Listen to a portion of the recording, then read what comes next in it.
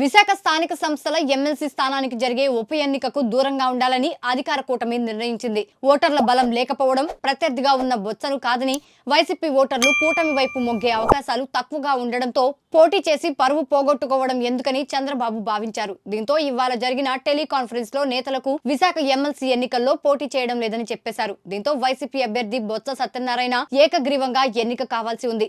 అయితే అక్కడే మరో ట్విస్ట్ ఎదురవుతుంది.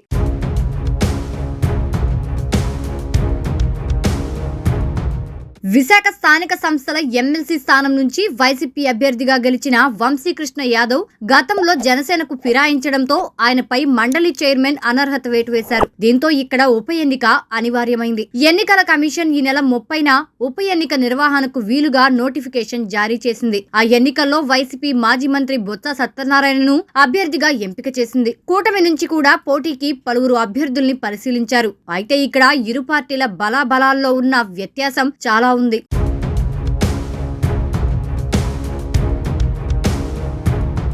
విశాఖ స్థానిక సంస్థల ఎమ్మెల్సీ స్థానానికి 838 మంది ఓటర్లు ఉన్నారు. ఇందులో ఎంపీటీసీలు, జెడ్పీటీసీలు, కార్పొరేటర్లు ఉన్నారు. అయితే వీరిలో వైసీపీకి దాదాపు 600 మంది ఓటర్లు మద్దతుగా ఉండగా కూటమికి మాత్రం కేవలం 200 మంది సభ్యుల మద్దతే ఉంది. దీంతో ఈ ఎన్నికల్లో ఎలాగైనా పోటీ చేసి గెలవాలని కోరుకున్న కూటమి క్షేత్రస్థాయిలో వ్యూహాలకు పదును పెట్టింది. ఇందులో భాగంగా పీలా గోవింద్, గండి బాబ్జీ, బైరా దిలీప్ చక్రవర్తి వంటి సీనియర్ల పేర్లను పరిశీలించింది.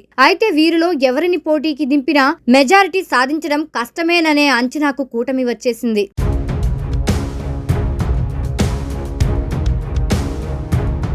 దీంతో విశాఖ ఎమ్మెల్సీ స్థానం ఉప ఎన్నిక పోటీ నుంచి తప్పుకోవాలని చంద్రబాబు నిర్ణయించారు. అయితే కూటమి నుంచి అభ్యర్థి లేకపోయినా వైసీపీ అభ్యర్థి బొత్స సత్యనారాయణ ఏకగ్రీవంగా గెలిచే పరిస్థితి లేదు. దీనికి కారణం స్వతంత్ర అభ్యర్థిగా బరిలోకి దిగిన షేక్ సఫీయే. ఆయన ఇప్పటికే నామినేషన్ దాఖలు చేశారు. సఫీ నామినేషన్ ఉపసంహరించుకుంటే తప్ప బొత్స ఏకగ్రీవంగా గెలిచే అవకాశాలు లేవు. దీంతో ఇప్పుడు వైసీపీ నేతలు సఫీని ఒప్పించేందుకు ప్రయత్నాలు ప్రారంభించారు. సఫీ పోటీలో ఉంటే మాత్రం ఈ నెల 30న ఉప ఎన్నిక జరగనుంది.